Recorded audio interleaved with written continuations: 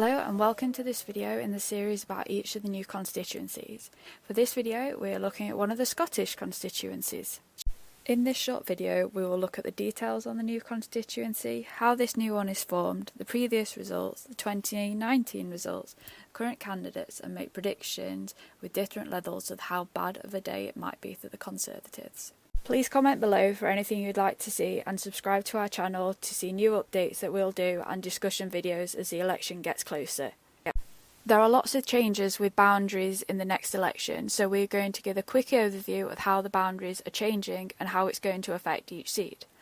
Only 65 seats, or 10% of the seats, are staying the same, so here we're going to compare how the new seat compares to the main one that is replacing.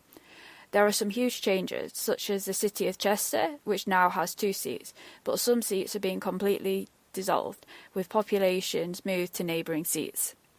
So why are the boundaries changing? Every so often there are boundary changes to represent the current population movements. Some of them are based on land, without any population, and some of them are just because of population, for example new housing estates. 2021 was the census year, which has helped inform these changes. The last major change in the boundaries was 2010. Now let's look at some of the details about the constituency. There are 8 regions in England, with Scotland, Wales and Northern Ireland on a country basis. There are 32 seats in Wales, 57 in Scotland, 18 in Northern Ireland and an average of 60 in each of the English regions. The population can vary hugely. The highest is nearly 152,000, which is in Birmingham Ladywood, while the lowest is less than 27,000, which is in the Western Isles of Scotland, which also has the lowest electorate at 21,000. The average population is 103,000 and the average electorate is 73,000.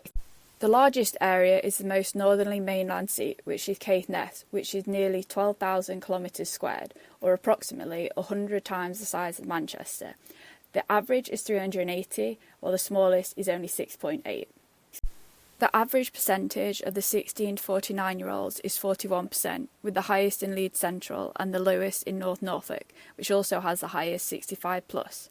The average 65+ is 38%, with the minimum at 15%, which is in the area around Canary Wharf. Density averages nearly 1,400, with the highest in Bethnal Green and the lowest in Caithness. This constituency has a boundary change. There is a boundary change here, but it hasn't taken in any more areas. When we're looking at the winner in 2019, it's a bit more relevant to the seats that are now made up from multiple old seats. Nevertheless, this is the result from 2019, with the winner and whether the seat was held or it changed. Here are the winning party and those that came second, and also the majority. The size of the majority is key when considering how this seat might change. Maybe not so much when there's a big Labour majority or Lib Dems, but for pretty much any Conservative seat, it's possibly not considered safe, bar a very extreme few. The same for the SNP. Some of these are really up for grabs, particularly for Labour and the Lib Dems. The vote share for the SNP has been quite strong from 2015 onward, but given the problems that the SNP is facing in Scotland, it's expected that their vote share will decrease. This is a list of candidates that are on the ballot paper for this constituency. This is now a finalised list as the deadline to register as a candidate has passed. Given the forecast, this seat could go either way. Thank you for watching this video. We hope you learned a lot about the new constituencies. Please subscribe to our YouTube channel, follow us on Instagram and Twitter.